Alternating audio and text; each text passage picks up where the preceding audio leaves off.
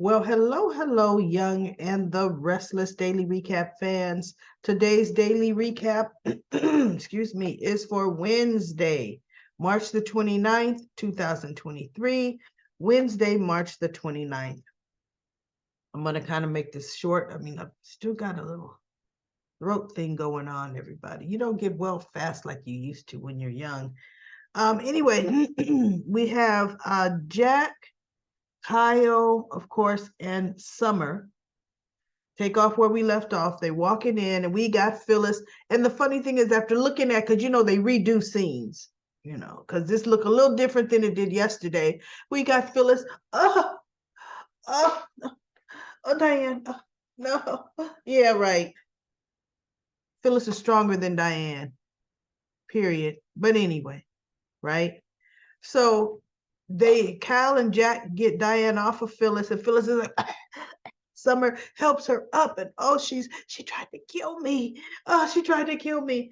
And they're like, what is going on here? And so Phyllis is like, she tried to kill me. You all saw it. She's crazy or dangerous and whatever. And Phyllis goes, she tells Diane, just stay away from me. Yeah, right, Phyllis. Yeah, right. Bad acting, right? So Summer goes out in the hallway, and Phyllis is like, she goes, are you all right, Mom? Oh, you saw it. I was right. I tried to tell all of you about her. She's dangerous, and you saw it for yourself. She goes, what happened in there? Diane, she was just went crazy, and she tried to kill me. So Summer says, why were you in a room with Diane to begin with? And Phyllis says, look, I wanted to bury the hatchet, mend fences with Diane. And she went berserk and attacked me. Summer said, no, wait. Something isn't right about this. For one thing, why would you be in a hotel room alone with Diane, Mom? And this hotel room is registered to you. You two don't get along. Why would you do that? And so she goes, because I was trying to bury Summer wasn't buying it. And look, once she said that, I wasn't buying it either. No, you weren't.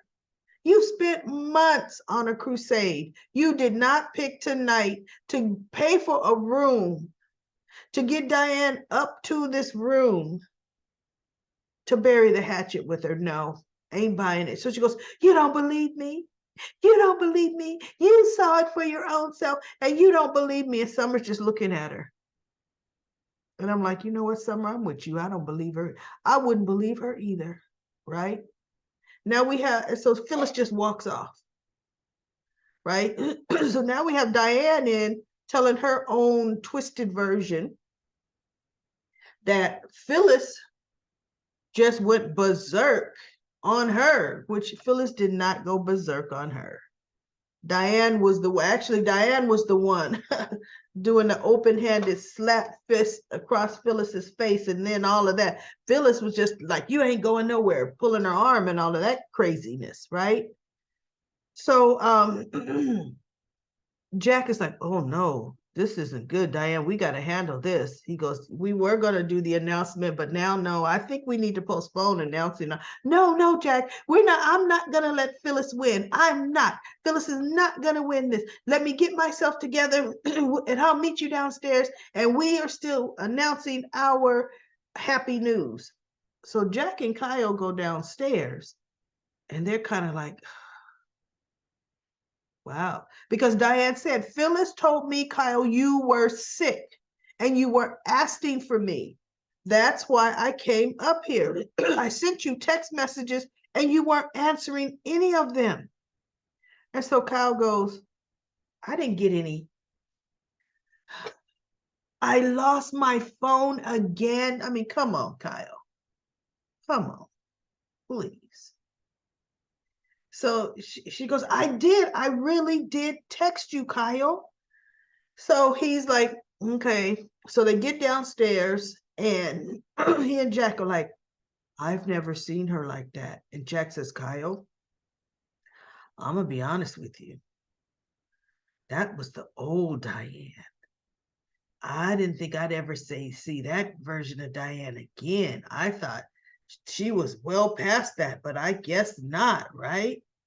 And so she they're talking and she's like, I don't know. She goes, I know, Dad, something, Dad.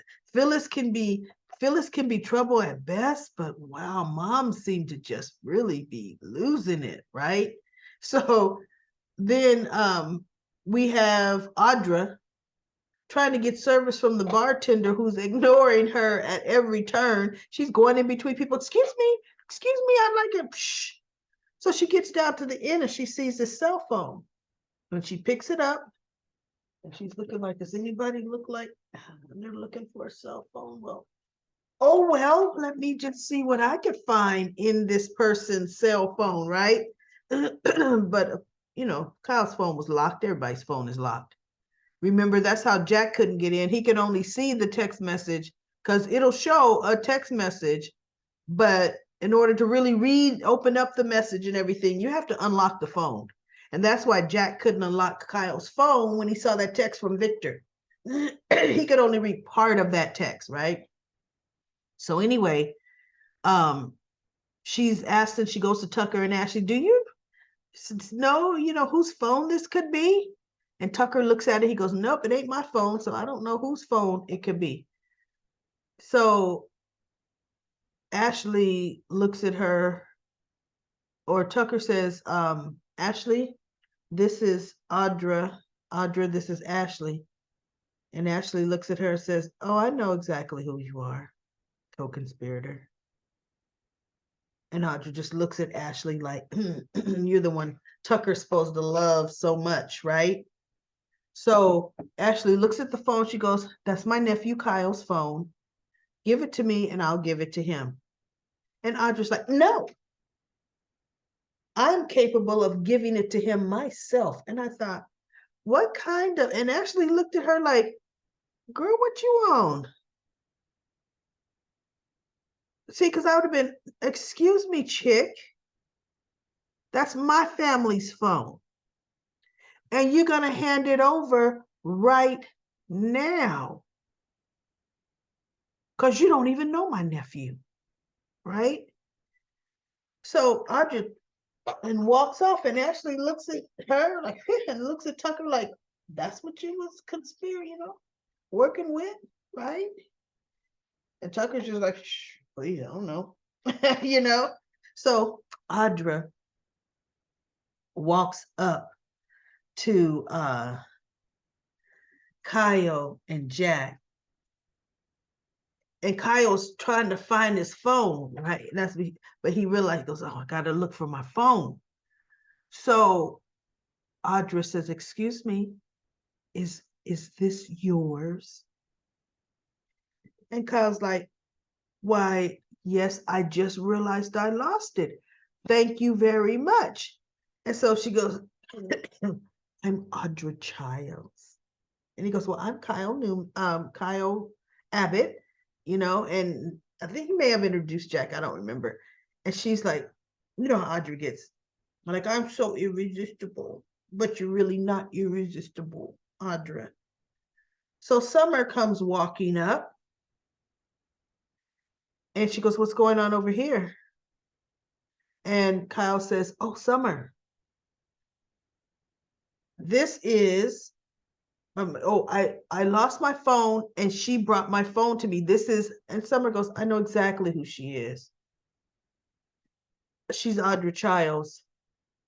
She's the woman that caused so much turmoil and heartache in my brother's life.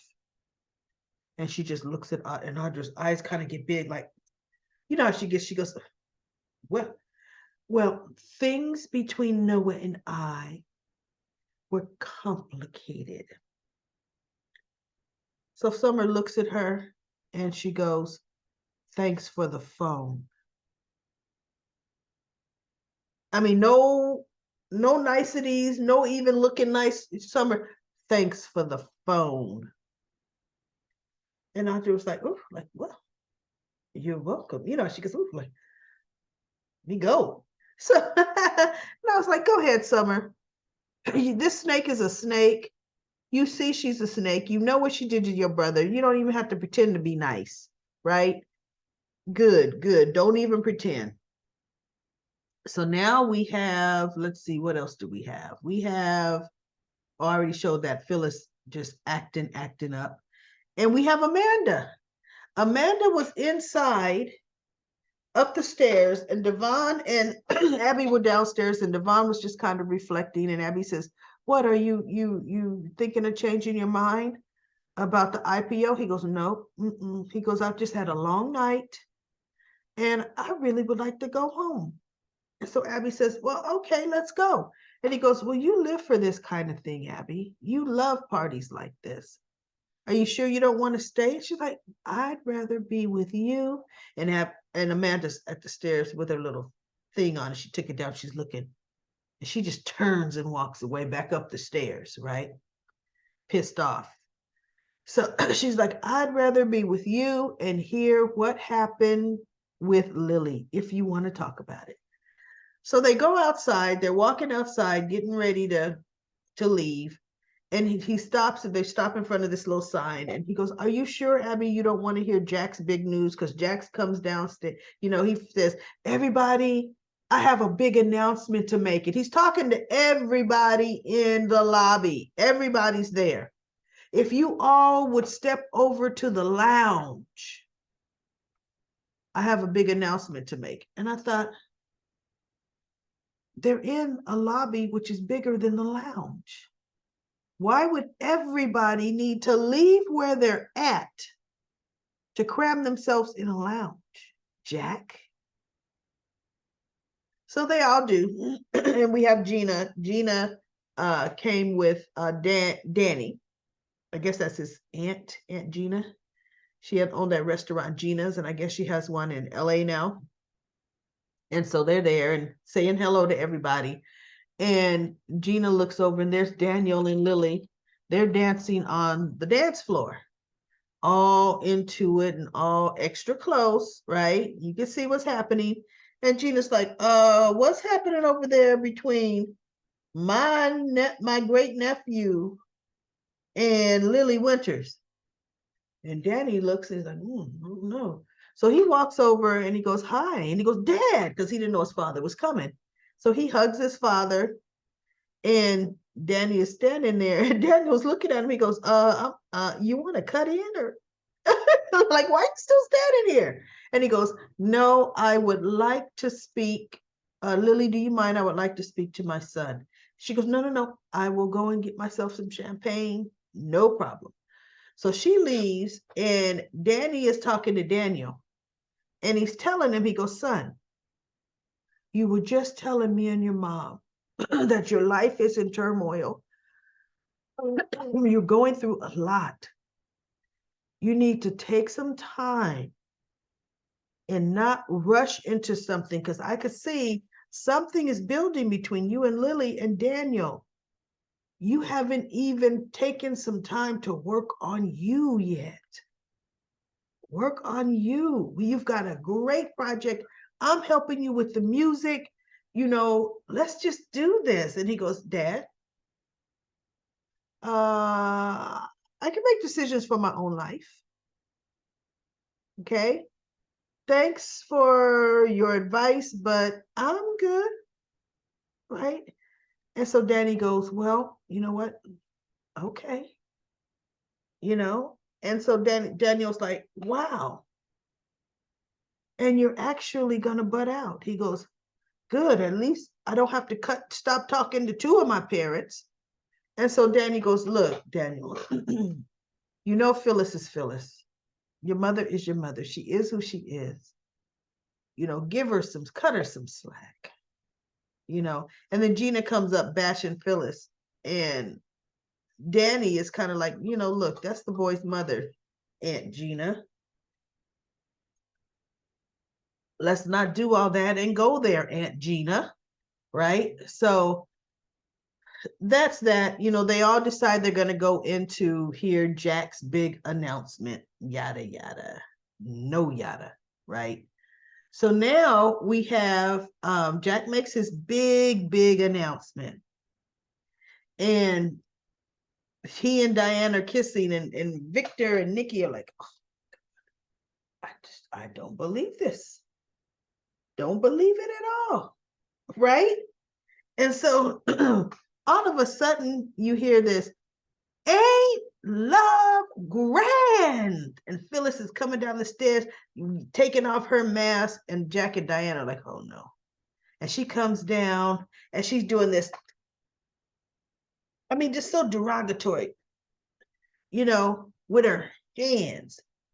And they're looking at her, and I thought, oh my goodness, you really don't care how bad you look. And so Michael sees Phyllis is making a spectacle and getting ready to make some kind of mess of things. So Michael steps out closer to Phyllis, and he just starts going, because Phyllis is doing, and Michael's just, and Phyllis looks at him like, what are you doing? You're stealing my thunder. And so then everybody starts to clap because Michael's like, hey, so that everybody starts to clap, and that takes away Phyllis's moment. And she's just looking and standing there, and I thought, So now it's obvious she's going to have to make a bigger scene so that, if she is getting ready to fake her death, the bigger scene she's going to make is going to give reasonable doubt in people's mind that Diane is truly going to attack her. Something they're going to, I don't know what they're going to do, but it's so ill-planned that I don't even want to see this plan go through because it's just ridiculous. But we'll see what they do, right? So that's it for The Young and the Restless today. Let's go to Comic Corner, Comic Corner. Annette says, Pretty Hat Lady, my question is, why can't our Lily be happy?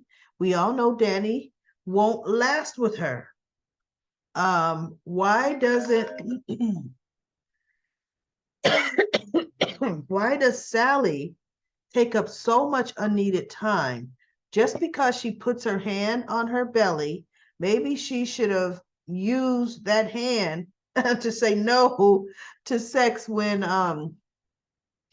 then we wouldn't hear the only woman in the world having a baby complaint.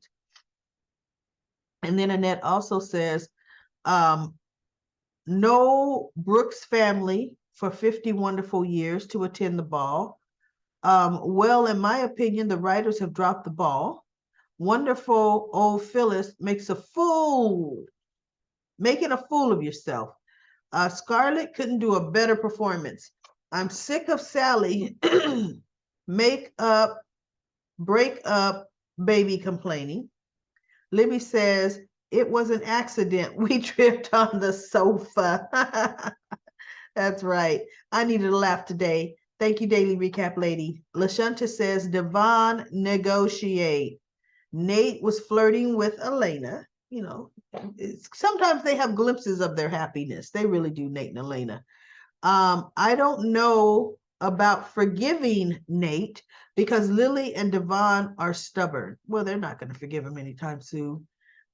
Nina was out of order, the pot calling the kettle black. I'm glad Chris and Jill reminded her. Tracy sat there.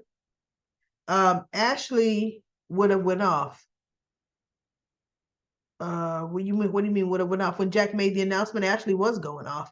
Or no, Ashley would have went off on Nina.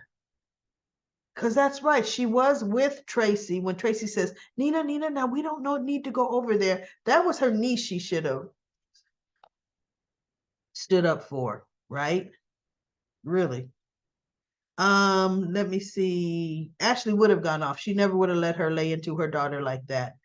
Why Billy stood there and let Leanna Bum rush Chelsea. He stood there and said nothing. Chloe had to step in. I was mad. She ready to go back to work? She had a meltdown. Bet Adam would have protected her. I don't know, but it's a reason she let Diane get the best of her. Yeah, it was a reason. Phyllis was setting her up because Phyllis is she's a scrapper. And I was wondering how was that happening like that? Come on now. And Monique says Phyllis planned, I think, to fake her death, to frame Diane for her alleged murder. Yep, I think that's what's about to happen. And they're laying the groundwork, however horrible the groundwork seems to be. They're laying it right now. And if you notice, Stark hasn't done too much of anything. It's all Phyllis. Come on now, Phyllis. Come on now. You holding the bag. So anyway, we'll see what happens tomorrow on the next episode of General Hospital. Ah, Young and the Restless. Look, I said General Hospital. The next episode, next daily recap for the Young and the Restless.